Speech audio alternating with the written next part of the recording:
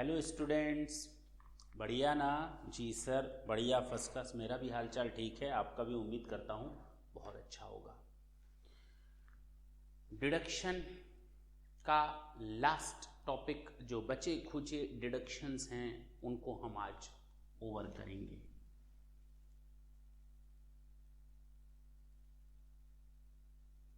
आज हम लोग 4 डिडक्शंस की बात करेंगे। कितने?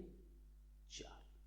और ये 4 डिडक्शन आपके लास्ट 2 पेजेस हैं, 80 JJA, 80 JJAA, 80 QQB, 80 RRB, यानी section 80 JJA, JJAA, QQB, RRB। तो हमारे ये सेक्शंस हैं जिनके बारे में अब हम आज डिस्कस करेंगे। 80 JJA क्या कहता है? बायो जी, अगर आप देखें तो collecting and processing of biodegradable waste. Biodegradable waste, पहले तो ये समझ में आना चाहिए ना कि ये डिडक्शन हम दे क्यों रहे हैं और ये बायोडिग्रेडेबल वेस्ट होता क्या है।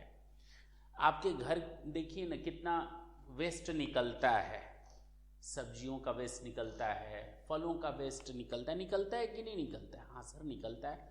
और आप इस वेस्ट को क्या करते हैं? सड़क पर फेंक देते हैं स्वच्छ भारत अभियान के तहत। क्यों? और या तो आप इसे तो आप डस्टबिन में ही बाहर डालते हैं, ये मानकर हम चलते हैं बहुत ईमानदार और अच्छे आदमी हैं। आपने इसको डस्टबिन में डाला, कूड़ेदान में डाला, अब है क्या? आखिर इस कूड़े से होगा क्या? कुछ नहीं, ये वेस्ट है और ये गंदगी ही फैलाएगा। लेकिन इस गंदगी में भी एक अच्छी चीज जुड़ी हुई है। क्यों ना हम इस कूड़े को कुछ ऐसा यूज करें जिससे इसका डीकंपोज तो हो जाए, लेकिन बायोलॉजिकली यानी बायोडिग्रेडेबल वेस्ट। ऐसा वेस्ट जो टाइम कंज्यूम होता है, जिसमें टाइम कंज्यूम होता है डीकंपोज होने में, इट विल टेक टाइम। लेकिन क्यों ना हम इसका यूज डिफरेंट जगहों पर करें। पहले तो हम बायोडिग्रेडेबल वेस्ट का मतलब समझ लेते हैं। हमने नीचे 3 लाइनें मीनिंग में लिख रखी हैं जहां ये टॉपिक ओवर हो रहा है। Biodegradable waste is any waste that can decompose in a reasonable amount of time. Common biodegradable waste are food and kitchen waste, manure, sewage, agriculture and forestry waste and textile. ये हमारे biodegradable waste हैं। Polythene वगैरह हमारे biodegradable waste नहीं है, लेकिन ये चीज़ें हमारी बायोडिग्रेडेबल वेस्ट हैं। इनको क्यों ना हम प्रॉपर यूज करें, इसीलिए सेक्शन 80 JJA अगर हम बोलें तो कलेक्टिंग एंड प्रोसेसिंग, वर्ड लिखें ढंग से, ऊपर हेडिंग दी हुई है कलेक्टिंग, यानी इन डिग्रेडेबल वेस्ट को कलेक्ट करना और उनका प्रोसेसिंग करना। कहाँ प्रोसेसिंग करना, ये शामिल है। This section provide for deduction in respect of PGBP of collecting and processing of biodegradable waste. अगर मेरा बिजनेस है ऐसे बायोडिग्रेडेबल वेस्ट को कलेक्ट करना और उसका प्रोसेसिंग करना, तो मुझे इस सेक्शन में डिडक्शन मिलेगी। The deduction is allowable where the gross total income of an assessee includes PGBP from the following business. Okay, यानी अब हमारे बिजनेस के नेचर को भी बता रहा है कि अगर मैं इन बिजनेस में इन्वॉल्व हूं तो मान लिया जाएगा collecting and processing of biodegradable waste का आप काम कर रहे हैं और आपको डिडक्शन मिलेगी। छोटी मोटी डिडक्शन नहीं मिलेगी, इस बिजनेस से होने वाले एंटायर अमाउंट ऑफ प्रॉफिट की डिडक्शन मुझे 5 सालों तक मिलेगी, from the starting of the year. शुरू के 5 सालों में 100% की डिडक्शन मिलेगी। जरा मैं बात करता हूं कौन कौन सा बिजनेस है। कलेक्टिंग एंड प्रोसेसिंग और treating of biodegradable waste for generating power, उस बायोडिग्रेडेबल वेस्ट को हमने कलेक्ट किया और प्रोसेस करके क्या बनाया, पावर बनाया। प्रोड्यूसिंग बायो फर्टिलाइजर, खाद बनाने का काम किया। बायोपेस्टिसाइड्स, जिससे हम किसी सामान को काफ़ी लंबे समय तक प्रिजर्व कर सकते हैं, और other biological agents.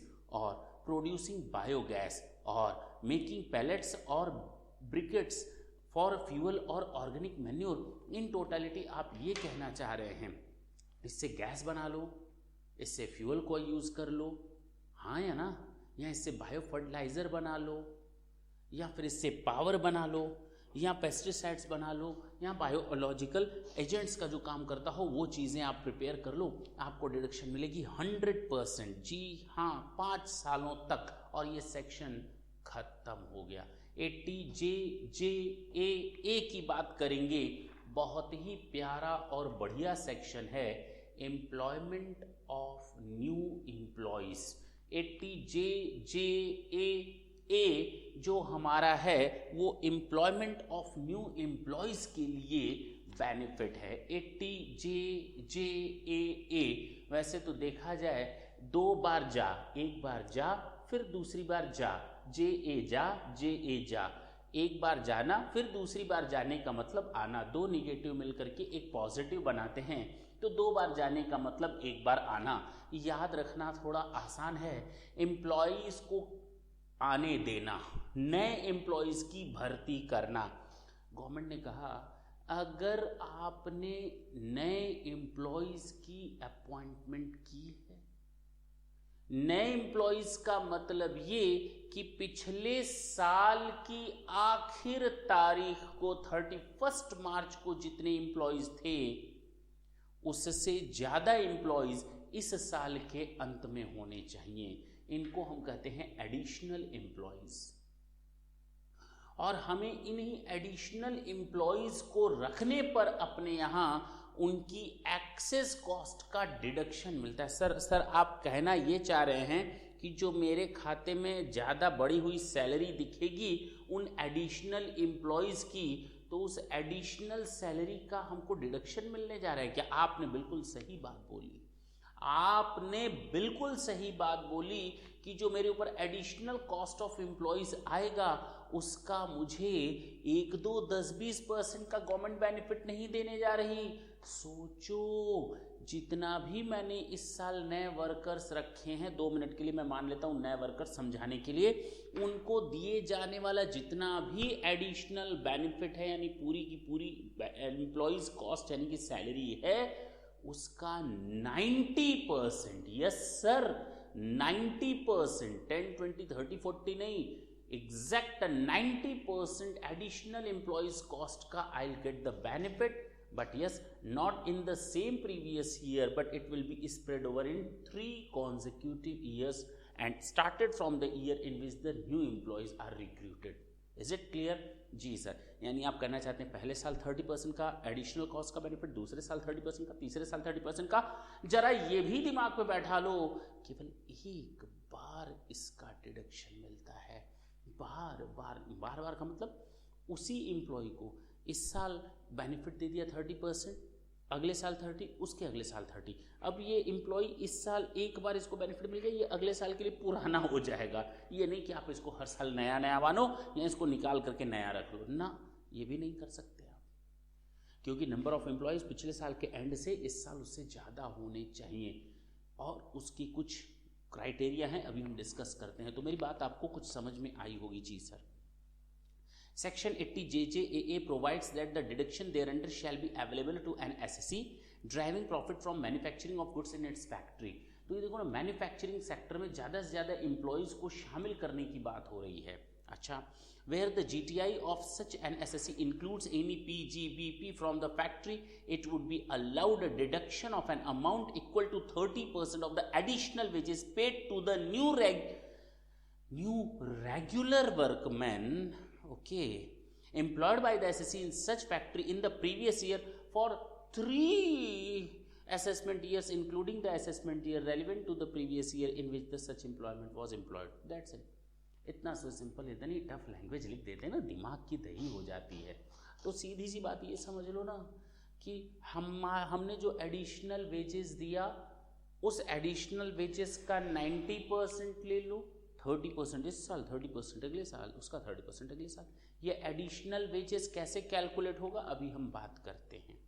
However, the deduction shall not be available if the factory is acquired by the SSE by way of transfer from any other person. Second hand factory पर आपको ये बेनिफिट नहीं मिलेगा जी। और as a result of any business reorganisation, अगर आपने किसी की पुरानी फैक्ट्री रिकवर की, एक्वायर की है, तो आपको ये बेनिफिट नहीं मिलेगा। बिजनेस को स्प्लिट ऑफ किया है, रिकंस्ट्रक्शन किया है, रीऑर्गेनाइजेशन किया है, तो भी आपको ये बेनिफिट नहीं मिलने वाला जी। एसएससी को सीए का एक सर्टिफिकेट अटैच करना पड़ता है जी। पॉइंट नंबर 4, मैं ढंग से बोलता हूँ, ढंग से बोलूँगा तो आप ढंग से सुनेंगे, मैं ढंग से बोलूँगा तो आप ढंग से सुनेंगे। मैं अभी थोड़ी देर पहले कही हुई बात को थोड़ा मैं पलटने जा रहा हूँ। मैंने थोड़ी देर पहले जो मैंने बात बोला है उसको मैं पलटने जा रहा हूँ।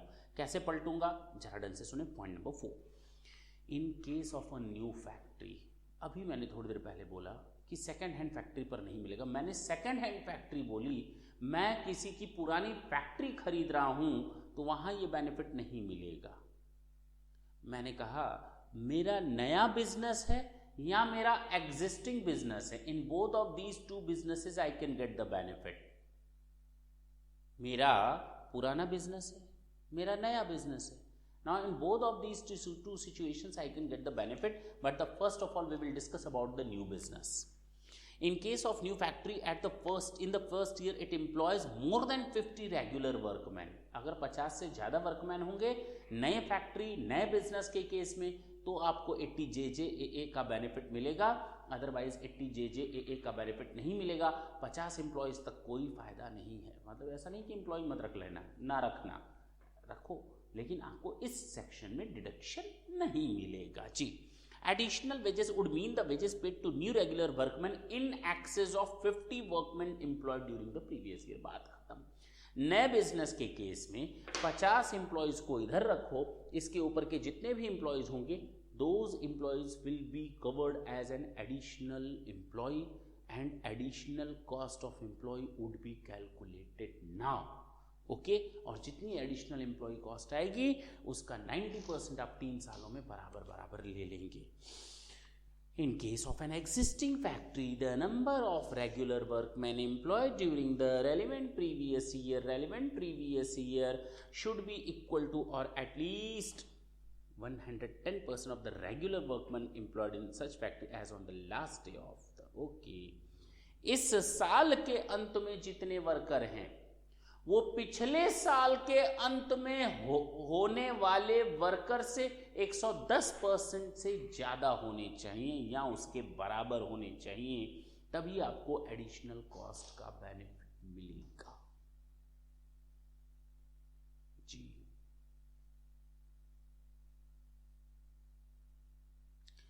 तो कहा गया कि पिछले साल जितने वर्कर थे उनसे 110% ज्यादा होने चाहिए या एग्जैक्ट 110% या उससे ज्यादा होने चाहिए। उससे कम होने पर आपको बेनिफिट नहीं मिलेगा एग्जिस्टिंग बिजनेस के केस में जी। रेगुलर वर्कमैन का मतलब ये ना ले लेना कैजुअल वर्कर को रख लो, हम उसको कहें ये रेगुलर वर्कमैन है, ना ना ना ना। आप रेगुलर वर्कमैन का मतलब कैजुअल वर्कर नहीं होता। रेगुलर वर्कर का मतलब कॉन्ट्रैक्ट के बेसिस पर आने वाला लेबर नहीं होता। कोई भी ऐसा बंदा नहीं शामिल होगा, रेगुलर वर्कमैन नहीं माना जाएगा जो 300 से कम दिन का आता है। Any other workman employed for a period of less than 300 days during the previous year. जब भी आप एडिशनल कॉस्ट बेनिफिट की बात करेंगे, एडिशनल वेजेस बेनिफिट की बात करेंगे, तो आप वर्कर को जो पेमेंट देंगे वो अकाउंट पे चेक, अकाउंट पे डिमांड ड्राफ्ट या इलेक्ट्रॉनिक क्लियरिंग सिस्टम यानी NEFT वगैरह से पेमेंट करेंगे, बैंक टू बैंक जी हाँ। तभी आपको इस सेक्शन में बेनिफिट मिलेगा, एडिशनल वेजेस का अदरवाइज नहीं मिलेगा। Employees are not considered as an additional employee if, हम किसी भी एम्प्लॉय को एडिशनल एम्प्लॉय मानेंगे ही नहीं, उनको तो वहीं से बाहर कर देंगे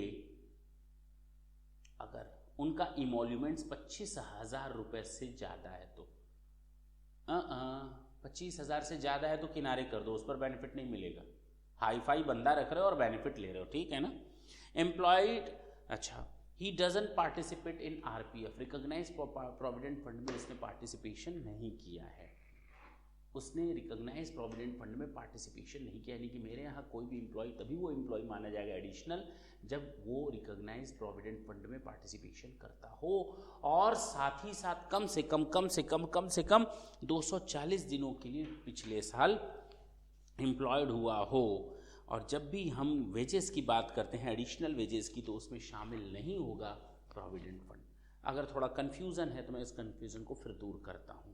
पहला, कोई भी फैक्ट्री नई हो या एग्जिस्टिंग हो, आपको ये बेनिफिट मिलेगा न्यू वर्कर्स पर, न्यू एम्प्लॉयमेंट पर।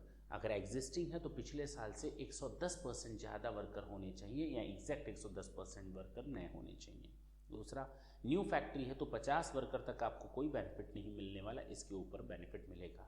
जो भी एडिशनल कॉस्ट आएगी आपके एम्प्लॉयज़ की जिसमें प्रोविडेंट फंड का अमाउंट शामिल नहीं है, उस एडिशनल कॉस्ट का 90% आप निकाल लें और 3 साल में बराबर छूट ले लें, बात ख़त्म हो गई। जी सर।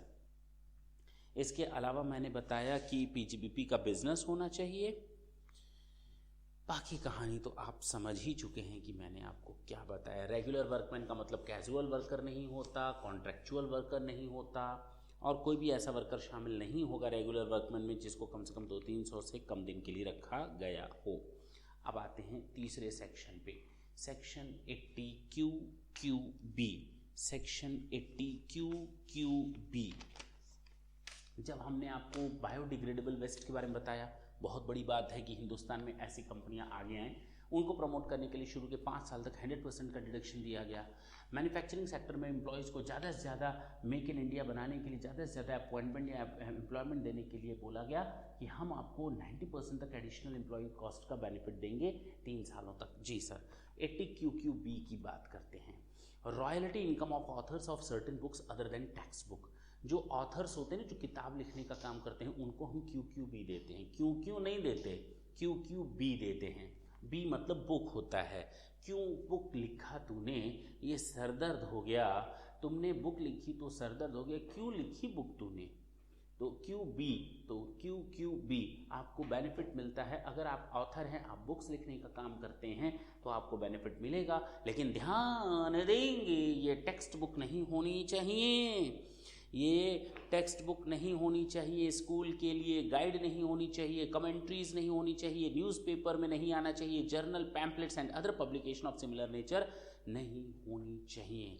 जी सर, जी सर। और ऑथर का मतलब आप रॉयल्टी कमाते हैं तो आप ज्वाइंट ऑथर भी हो सकते हैं। आप मेरे साथ मिलकर के किताब लिखिए, we would be treated as a joint author and we can get the benefit of this section. जी सर। तो ऑथर इंक्लूड्स ज्वाइंट ऑथर। अगर आपने इस इनकम की छूट इस सेक्शन में ले ली तो किसी दूसरे सेक्शन में, इस पूरे इनकम टैक्स में आपको फिर दोबारा छूट नहीं मिलेगी।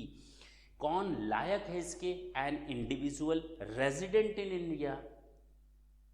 दूसरा, such book should be a work of literary, artistic और साइंटिफिक नेचर, लिटरेरी, आर्टिस्टिक और साइंटिफिक नेचर, और ऑफ रॉयल्टीज और copyright fee in respect of such books. जी, तो रॉयल्टी और कॉपीराइट फी आपको मिल रही है, आप ऑथर हैं बुक के, आपको रॉयल्टी या कॉपीराइट फीस मिल रही है, आपको इस सेक्शन में डिडक्शन मिलेगी। कितने कैलकुलेट करेंगे, कैसे कैलकुलेट करेंगे? मैक्सिमम 3 लाख की डिडक्शन मिलेगी इस सेक्शन में, मैक्सिमम 3 लाख की डिडक्शन मिलेगी इस सेक्शन में। रॉयल्टी इनकम की मैक्सिमम 3 लाख की डिडक्शन मिलती है, मैक्सिमम 3 लाख की डिडक्शन मिलती है रॉयल्टी इनकम की, लेकिन एलिजिबल इनकम से वो अधिक नहीं हो सकती।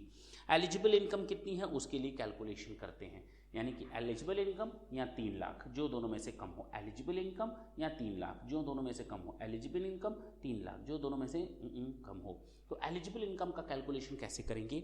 अगर आपको रॉयल्टी लम सम मिलती है तो पूरा अमाउंट एलिजिबल अमाउंट है, लेकिन अगर आपको रॉयल्टी किताब के बेसिस पर मिलती है, मैंने आपको कहा किताब लिखो, ये लो 5 लाख रुपए, रॉयल्टी लम सम, ये एलिजिबल अमाउंट है। मैंने कहा किताब लिखो, जितनी भी कॉपियां सोल्ड होंगी उनका हम आपको देंगे 15% of the value of book sold, कोई भी और डिडक्शन नहीं। यानी आप ऑथर हैं, आपने 2 किताबें लिखी, एक किताब लिखी, आपने कहा हमें 2 लाख रुपए दे दो, तो मैंने आपको 2 लाख रुपए दे दिए, लमसम है। अब आपको हमसे कुछ नहीं चाहिए, आपने रॉयल्टी का पैसा हमसे हमेशा के लिए ले लिया 2 लाख रुपए, this is an eligible amount. Plus करेंगे, आपने जो दूसरी किताब लिखी, आपने कहा नहीं सर, दूसरी किताब हम आपके साथ इनकम शेयर करना चाहते हैं, जितनी भी किताबें बिकेंगी उनका 20%, 25%, 30%, 40%, 10% आप हमें रॉयल्टी देंगे। अब जो मैं आपको रॉयल्टी दे रहा हूँ तो उसका 15% एलिजिबल इनकम आपका माना जाएगा। कितना एलिजिबल इनकम? मैक्सिमम 15%। यानी अगर मैं आपको 20% रॉयल्टी दे रहा हूँ तो भी उसकी एलिजिबल इनकम इस सेक्शन में डिडक्शन के लिए 15% ही मानी जाएगी। अगर मैं आपको 10% दे रहा हूँ तो 10%, 15% दे रहा हूँ तो 15%, 20% में आपको रॉयल्टीशिप दे रहा हूँ तो भी 15% कंसीडर की जाएगी। 15% of the value of number of copies sold but should not try to deduct any related expenditure thereof. That's it. आपको किसी की छूट नहीं मिलेगी। जितनी भी वैल्यू है बुक सोल्ड की उसका 15% ले लो, आपके खाते में जोड़ दिया जाएगा। अगर आप शेयरिंग बेसिस पर ले रहे हो, लमसम ले रहे हो तो पूरा दोनों को जोड़ दो, ये एलिजिबल अमाउंट हो जाएगा। ये किसी भी कीमत पे 3 लाख से अधिक का डिडक्शन नहीं तो नहीं मिलेगा। जी सर, आप हटाइए, ख़त्म करिए, आप हमें लास्ट सेक्शन बता दीजिए आज का। TRRB, royalty on patents. Royalty on patents बहुत ही सिंपल सा क्वेश्चन है ये। रॉयल्टी ऑन पेटेंट्स, मैंने कोई चीज़ का आविष्कार किया, आई एम एन इन्वेंटर, तो अब मैंने वो इन्वेंशन को मैंने अपने नाम से पेटेंट करवा लिया, और मैंने पेटेंट करवा लिया, अब मैं आपको कहता हूँ मुझे रॉयल्टी दो, तो यही है वो रॉयल्टीज़, यही है वो रॉयल्टीज़। मैंने किसी चीज़ का आविष्कार किया, मैंने वो आविष्कार आपको दिया, मैंने कहा इसको कॉमर्शियल यूज़ करो और मुझे ही पैसा दो। ढंग से सुनो, this deduction shall be available only to a resident individual who is registered as the true and first inventor in respect of an invention under the patent act, including the co-inventor, co-owner of the patent या co-inventor. This exemption shall be restricted to the royalty income, including consideration for transfer of rights in the patent for providing information for working or use thereof in India. तो अब मैंने आपको अपना patent use करने के लिए दिया है, अब उसको आप यूज़ कर रहे हो, उस पेटेंट का मुझे आप रॉयल्टी दोगे, तो मेरी जो इनकम होगी मुझे इस सेक्शन में डिडक्शन मिलेगी, because I am an inventor और मैं रेजिडेंट इंडिविजुअल हूँ। रेजिडेंट इंडिविजुअल, इंडिविजुअल को अंडरलाइन कर लेंगे और रेजिडेंट को भी अंडरलाइन कर लेंगे। The exemption shall not be available on any consideration for sale of product manufactured with the use of the patent processed और patented article for commercial use. अगर मैं जो इन्वेंशन कर रहा हूँ मैं उसको अपने ही बिजनेस में यूज़ कर रहा हूँ, then I will not get any deduction thereof. Quantum of deduction कितना है? जितना मुझे पेटेंट का अमाउंट मिलेगा इनकम रॉयल्टी या 3 लाख, जो दोनों में से कम हो। लेकिन वही बात हुई जो अभी मैंने बुक्स पर रॉयल्टी लिखा, एलिजिबल अमाउंट और 3 lakhs which ever is less. यहाँ पर actual amount of income from royalty on patent और ₹3 lakhs which ever is less, इतना बेनिफिट मिलेगा। और अगर इस सेक्शन में आपने इसका डिडक्शन रॉयल्टी ऑन पेटेंट का ले लिया तो फिर कसम है आपको भगवान की, आप किसी दूसरे सेक्शन में आकर के इसकी आप डिडक्शन क्लेम नहीं कर सकते। बात खत्म, history is over, topic is over. 4 section पढ़े, 80JJA बायोडिग्रेडेबल वेस्ट का, बायोडिग्रेडेबल वेस्ट का गैस बना रहे हो आप, अरे सॉरी, आप गैस प्रोडक्शन का काम कर रहे हो, आप फर्टिलाइज़र बनाने का काम कर रहे हो, आपने पावर जनरेटिंग का काम किया, इससे बड़ी बात क्या हो सकती है। आपको 100% 5 सालों तक डिडक्शन मिलेगा। जी हाँ, और अगर मैं कहूँ 80JJAA, जा जा जा मतलब 2 बार जा मतलब एम्प्लॉयज़ की एडिशनल कॉस्ट का हमको 90% 3 सालों में बेनिफिट मिलेगा। याद आया? जी सर। और उसमें हम लोग न्यू एम्प्लॉयज़ को कवर करते हैं, ऐसे एम्प्लॉयज़ जिनकी सैलरी 25,000 से ज़्यादा ना हो, कम से कम 300 दिन एम्प्लॉयड रहे हो प्रीवियस ईयर में, और प्रोविडेंट फंड में पार्टिसिपेशन करते हो। और रेगुलर वर्कमैन को ही शामिल करेंगे, कॉन्ट्रैक्चुअल कैजुअल वर्कर को शामिल नहीं करेंगे। जी सर। और 80QQB रॉयल्टी दी, बी को बुक लिखने पर, ऑथरशिप पर, एलिजिबल अमाउंट या 3 लाख, जो दोनों में से कम हो। ध्यान देंगे ये भी रेजिडेंट इंडिविजुअल है, इसको भी अंडरलाइन कर लेंगे तो आप फायदे में रहेंगे। तो QQB में एक ऑथर को ये बेनिफिट मिलता है जिसमें ज्वाइंट ऑथर शामिल है, और एलिजिबल अमाउंट मिलता है अगर लमसम दे रहे हैं तो lump sum plus value of copies sold का 15%, जो दो और 3 लाख जो दोनों में से कम हो। और आरआरबी में मैंने आपको बताया पेटेंट पर रॉयल्टी जो आपको मिलता है उसकी डिडक्शन मिलेगी एक्चुअल अमाउंट ऑफ इनकम और ₹3 lakh which ever is less. लेकिन फर्स्ट इन्वेंटर को ये बेनिफिट मिलेगा, रेजिडेंट इंडिविजुअल होना चाहिए। बात खत्म, topic is over. Tata and bye bye.